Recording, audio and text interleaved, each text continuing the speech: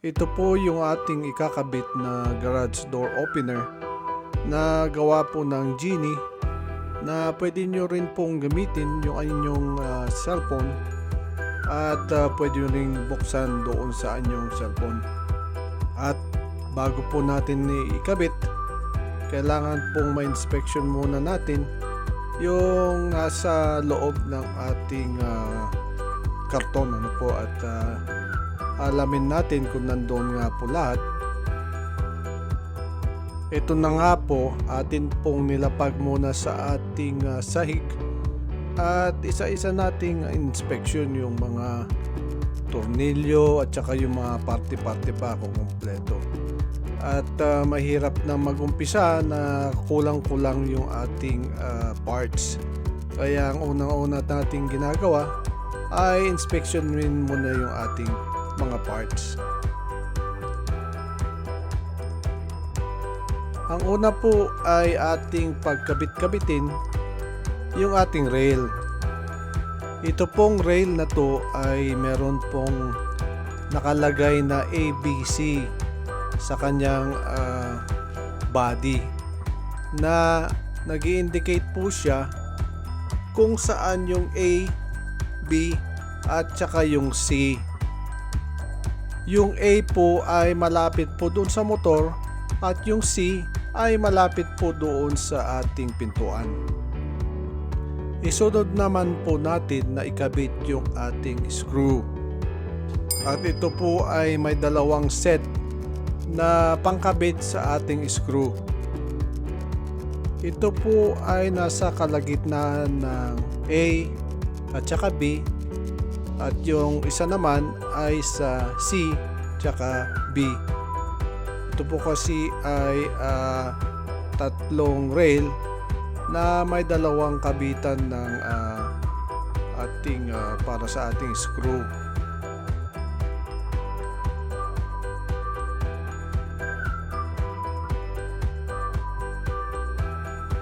Atin munang itulak o hilain yung isang screw para naman lumapit siya doon sa kabila na papunta doon sa ating motor. Pagkatapos natin ilagay yung ating parang maliit na tubo at saka natin itulak yung screw na dapat magtapat doon sa notch ng ating screw.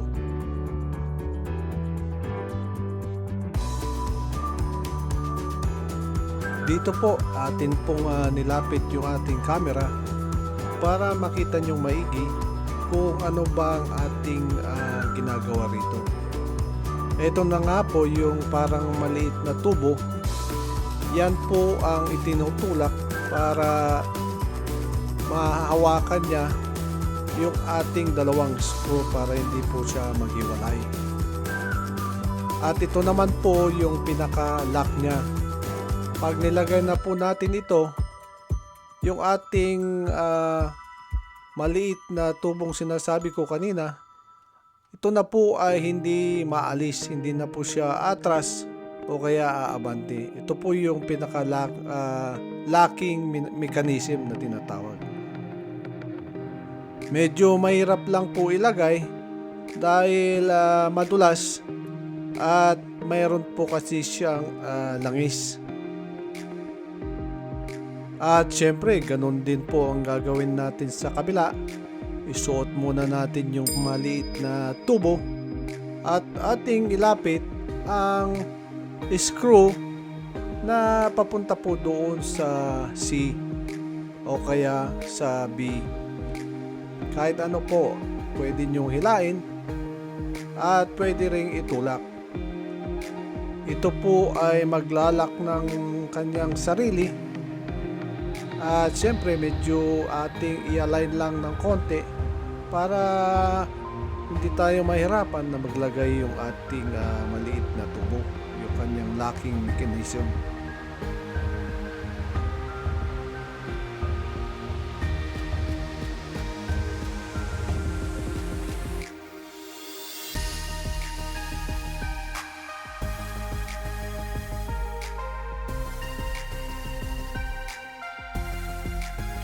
Ngayon pong alam na nating naka-align, pwede na po natin itulak ito ng screwdriver at pwede rin nating pukpukin ng konti ito.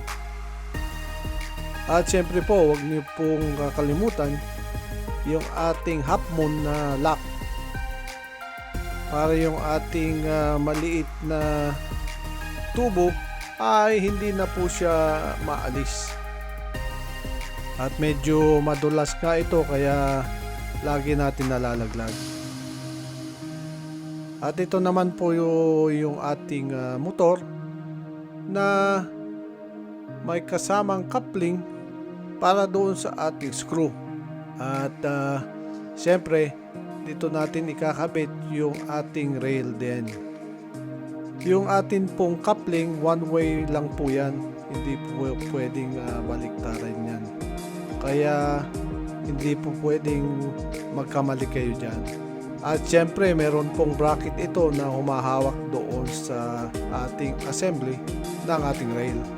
Ito naman po yung ating bracket na meron pong 6 na screw. At ito pong 6 na screw na to at ang ating bracket ay nakakabit po sa ating pinaka motor assembly. At yung kanyang screw ay puro self-tapping po ito, kaya nilalagay po natin yung ating impact ng low impact lang at baka malustrate ito na mahirap na.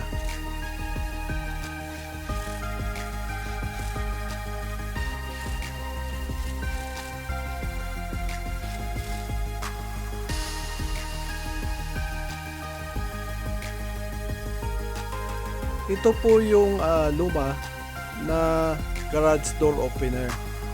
Yung kanyang motor po ay nasunog na, kaya kailangan po nating palitan na ng bago. At kung makikita nyo rin na yung kanyang motor assembly ay parang maliit. Kaya nung bumili tayo ng bago na ating dinagdagan yung kanyang horsepower. At syempre po, kung magdadagdag po kayo ng horsepower, kailangan nyo ring alamin kung ang inyong saksakan o yung kanyang pinaka circuit breaker ay kaya ba ng ating bagong binili na garage door opener. Usually po ang ating mga amps sa ating breaker ay 20 amps. At kailangan po na hindi tayo lalagpas doon. Ito nga po, alis muna natin yung ating mga bombilya para pwede naman nating gamitin ito sa bago nating biniling garage door opener. Ang ating aalisin po lamang ay yung mga tornilyo na nakapit o nakakabit sa ating motor. Hindi na po natin naalisin yung ating bracket na nakakabit doon sa bahay. Sa karamihan pong pagtatanggal ng ating lumang garage door opener ay kailangan pong at least 2 tao ang tatanggal. Yung isa maghahawak doon sa luma at yung isa naman ay isasara yung ating garage door. Para habang sinasara yung garage door, hindi po tayo malalaglagan sa ating bundulan. At dito naman po sa kabilang dulo, meron lang siyang isang pin na nakakabit. Ito po ay inaalis po lamang yung pin at ito po ay binababa na. Sa karamihan po na garage door opener, ang kanyang hardware ay halos pare-pareho. Kaya kung pareho po yung ating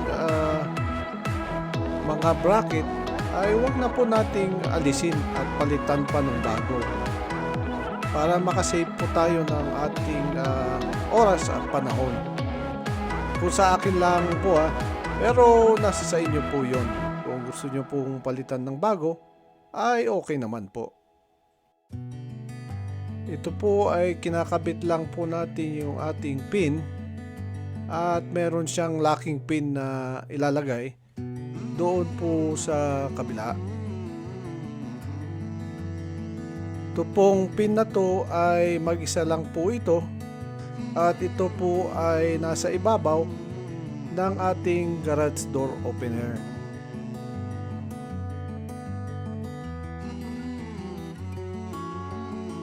At yung ating motor naman ay pinatong muna natin doon sa ating ladder.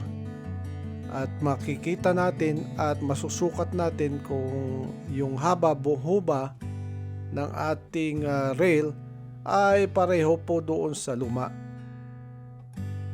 Ito po yung ating safety sensor na kuminsan ay pareho po yung ating luma at bago, pero kailangan po nating ikabit yung bago para po yung kanyang compatible doon sa ating motor.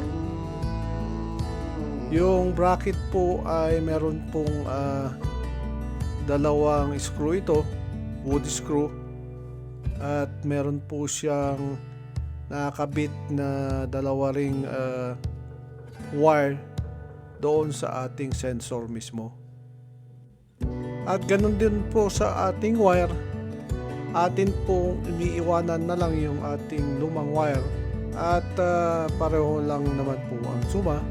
Pero kung gusto nyo gusto nyong palitan ng ating bagong wire, ay po pwede naman po. Ito na nga po, napag-alaman po natin na yung ating bracket ay magkatugma at pareho. Pero yung sensor po ay hindi po magkapareho. Ito pong terminal ng ating sensor, meron pong positive negative dun po ito. Meron pong kung mapapansin nyo po kung nagkakabit po kayo, mapapansin nyo po na yung ating wire ay may guhit na kulay pula yung isa at yung isa naman ay purong itim, puro po na puti po lamang. Kung halimbawa po ay bago po ang pagkakabit ay wala pa pong sensor ito, ang ating sensor po ay mga 12 inch po sa ground o kaya sa ating lapag, pataas 12 inch po. Yun po ang kanyang normal na sukat para po sa ating safety sensor.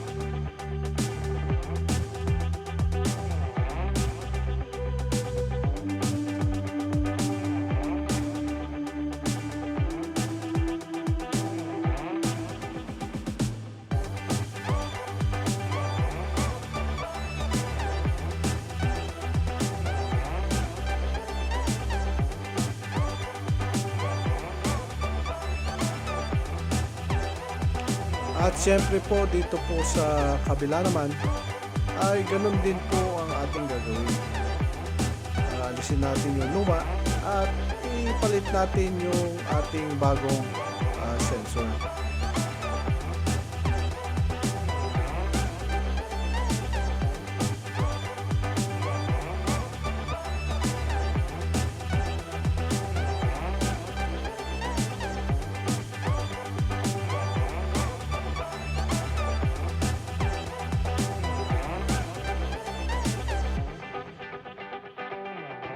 Ang kaibahan lang po dito sa kabila ito po ay may dalawang set na wires. Bali, apat po ito na single wire. Pero dalawang set po ito na yung isa galing po doon sa kabilang sensor. Nag-loop lang po siya rito. At yung isa naman ay papunta naman sa ating pinakamotor. Katulad po nung sinabi ko kanina na yung ating bracket ay halos po pare-pareho. Pero yung ating sensor ay medyo nagkakaiba ngayon.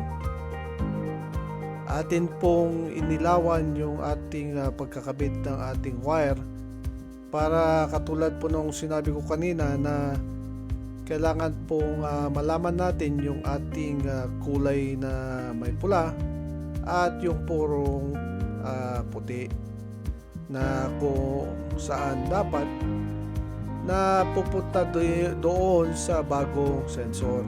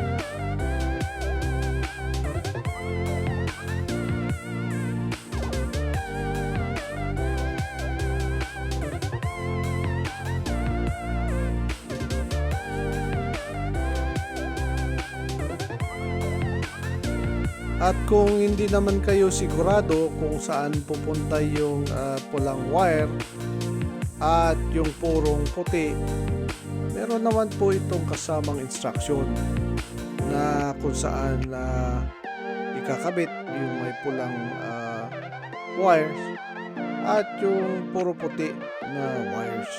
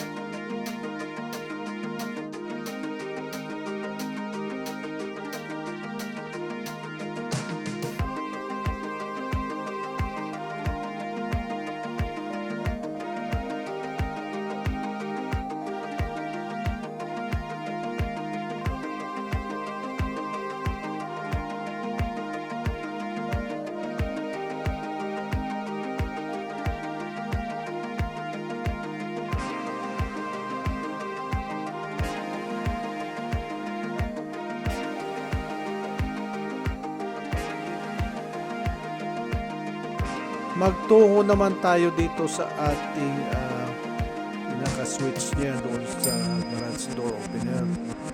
Ito po ay meron pong wire na nagpunta dito sa tabi po ng pintuan, pinaka main door na papunta doon sa loob ng bahay na galing po doon sa ating garage.